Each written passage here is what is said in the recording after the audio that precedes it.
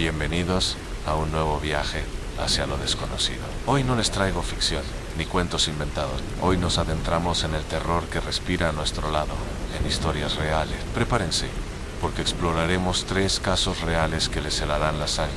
No se trata solo de fantasmas o apariciones. Hablaremos de lugares cargados de una energía inexplicable, de sucesos que dejaron una marca imborrable en quienes los vivieron y en los sitios donde ocurrieron. Apaguen las luces, suban el volumen y acompáñenme, si se atrevan, a descubrir que la realidad, a veces, es mucho más aterradora que cualquier película de horror. Nuestra primera parada nos lleva a un lugar que muchos conocen por su trágico final, el sanatorio de Waverly Hills en Kentucky, Estados Unidos. Inaugurado a principios del siglo XX para tratar a pacientes con tuberculosis, este imponente edificio se convirtió en un epicentro de sufrimiento y muerte. En una época sin antibióticos, la peste blanca, como llamaban a la enfermedad, era una sentencia fatal para miles de personas. Se estima que más de 60,000 pacientes fallecieron entre sus muros. Las historias que emanan de este lugar no son simples leyendas. Visitantes, cuidadores e investigadores paranormales han documentado una actividad abrumadora. Se habla de sombras que se deslizan por los pasillos oscuros, de puertas que se azotan solas y de voces infantiles que ríen o lloran en las habitaciones vacías. Una de las zonas más activas es el 5º piso, donde se trataba a los pacientes con problemas mentales derivados de la enfermedad. Aquí, la figura de una enfermera que, según cuentan, se quitó la vida en la habitación 502 es vista con frecuencia, errando por los pasillos como un alma en pena. Pero quizás lo más inquietante de Waverly Hills es el famoso túnel de la muerte.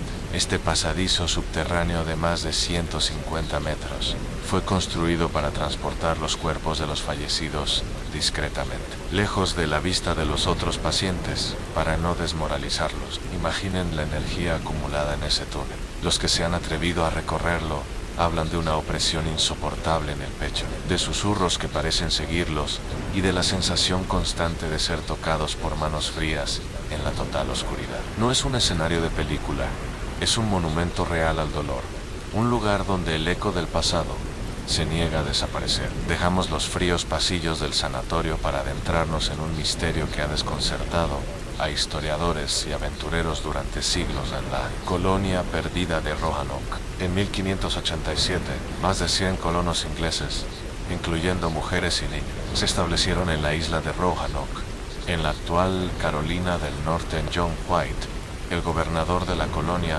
tuvo que regresar a Inglaterra en busca de suministros. Debido a la guerra con España, su regreso se retrasó 3 largos años. Cuando finalmente pudo volver en 1590, encontró el asentamiento completamente desierto. No había rastro de lucha, ni cuerpos, ni ninguna señal que explicara qué había sucedido con más de 100 personas. Lo único que encontró fue la palabra Croatan, tallada en un poste de la fortaleza, y las letras Crow en un árbol cercano.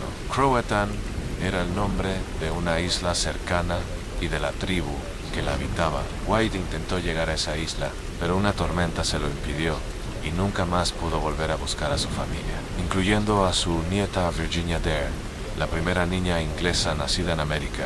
¿Qué les pasó a los colonos? Se integraron con la tribu Croatan, como sugiere la pista. ¿Fueron víctimas de un ataque de otras tribus o de los españoles? ¿O acaso algo mucho más extraño y siniestro tuvo lugar en esa isla? Algunos relatos locales y leyendas posteriores hablan de espíritus inquietos y de fenómenos paranormales en la zona donde se encontraba el asentamiento. Hay quienes creen que los colonos se toparon con una fuerza desconocida, algo que no pertenecía a este mundo y que simplemente los hizo desaparecer. El misterio de la colonia perdida de Roanoke es un caso real de terror psicológico. La ausencia de respuestas, el silencio absoluto que recibió John White, es mucho más aterrador que cualquier monstruo. Es el miedo a lo desconocido, a la nada, a la posibilidad de que un grupo entero de personas pueda ser borrado de la faz de la tierra sin dejar rastro. Nuestro último relato nos sumerge en uno de los casos paranormales más documentados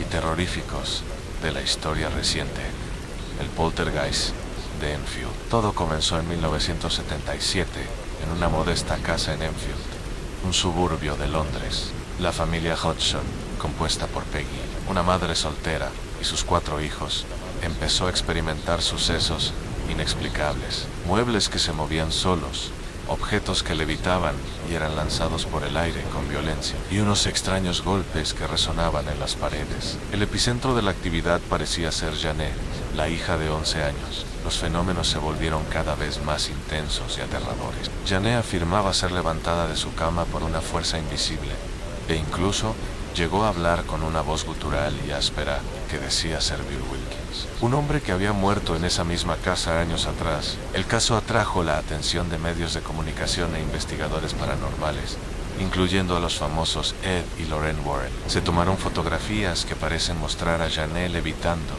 y se grabaron horas de audio con la supuesta voz de Bill. Hubo mucho escepticismo y las propias niñas admitieron haber fingido algunos de los fenómenos para ver si los investigadores se daban cuenta. Sin embargo, afirmaron que aunque fingieron una pequeña parte, la gran mayoría de los eventos fueron completamente reales y estaban fuera de su control. Investigadores como Maurice Gross y Guy Leon Playfair, que pasaron meses en la casa, quedaron convencidos de que se enfrentaban a un fenómeno genuino e inexplicable. Incluso los escépticos no pudieron explicar todos los sucesos, como muebles pesados moviéndose sin ayuda o la propia voz masculina que salía de la garganta de una niña pequeña. El caso de Enfield nos obliga a preguntarnos, ¿qué ocurrió realmente en esa casa? ¿Fue un fraude elaborado por unas niñas en busca de atención o fueron víctimas de una entidad maligna y violenta? La evidencia es ambigua e inquietante y nos deja con más preguntas que respuestas.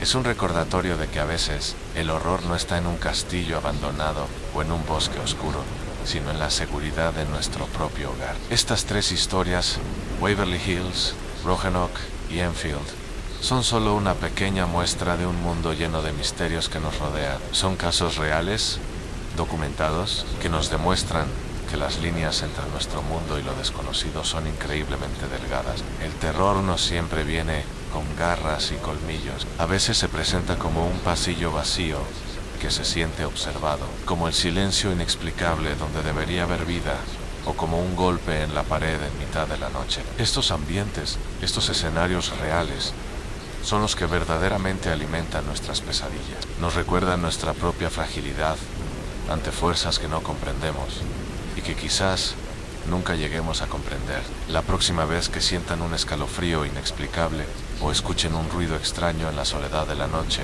recuerden estas historias. Si te gustan este tipo de historias, no olvides suscribirte y activar la campanita para no perderte nuestros próximos videos. Déjame en los comentarios qué otro caso real te gustaría que exploráramos.